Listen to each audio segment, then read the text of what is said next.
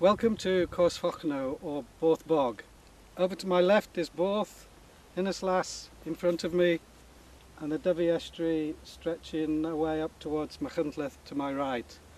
I'm surrounded here by one of the largest and most natural peatlands of its type in Western Europe. A really important site for nature conservation, really important carbon store, and also a fascinating site in terms of the historical development and the archaeology. Beneath my feet here is 7 metres of peat, which is an incredible archive of the environmental history. We've got a continuous record of the development of the bog and the local environment stretching back to 7,000 years ago when the bog started to form. As a result of this unique archive, the site has become extremely important in recent years for scientific research, and particularly investigations into how carbon is cycled between the bog and the atmosphere. For 7,000 years or so, the bog has been actively growing, accumulating peat. The main peat form is this plant here, which is bog moss or sphagnum. It's a remarkable plant. It can store huge amounts of water and it gets all its nutrients from rainfall. So the bog is totally dependent on rainfall and would change greatly if you add nutrients from other sources. Until roughly 2 centuries ago, the bog had grown and developed naturally, and then along came the Victorians and decided that this was just wasteland in need of reclamation. So there have been big changes in the last 200 years and attempts to drain the bog.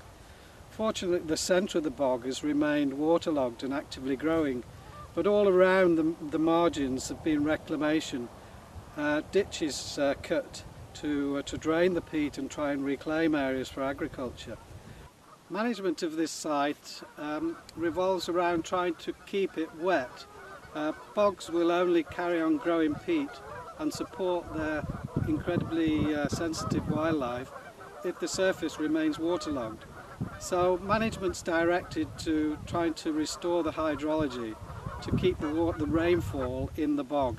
So most of the time we've been, over the last 10 or 20 years, trying to block the ditches that have been cut in the past to restore the water table.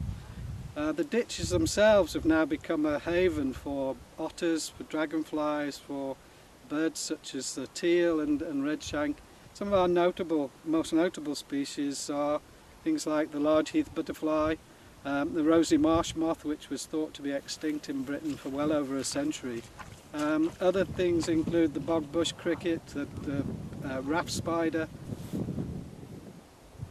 We're standing here now on the northern side of Cwrs Fochno, an area called Llancanfelen Common, which is an area of old peat cuttings.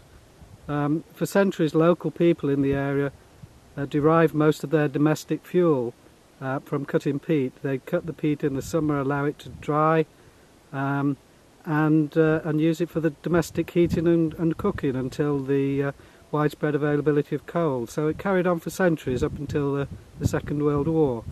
And here we can see distinct trenches where the peat was cut and it was stacked on the drier ridges in between. Bogs preserve their own history, and going back further in time we can see additional evidence of man's activities in the area. If you look to the far hillside there was a Roman settlement on the hillside. Below that, at the edge of the bog recently, an old trackway was discovered dating back to medieval times, and on the hillside, at the foot of the hill beside the trackway, is evidence of smelting dating back to Roman times. And we know that metalwork and metallurgy was important in the area dating back further than that, because archaeologists have found evidence of metalworking in the soil beneath the bog dating back to the Bronze Age 7,000 years ago, to a time when the bog hadn't even started to form.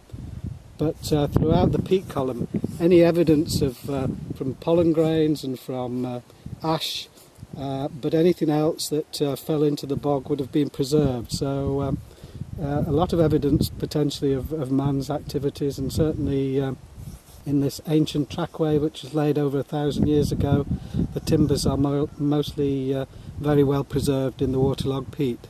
Until around 200 years ago, of course, Fochno was considerably more extensive than it is now, stretching as a wetland, peats and intertidal flats all the way up to Dyfi.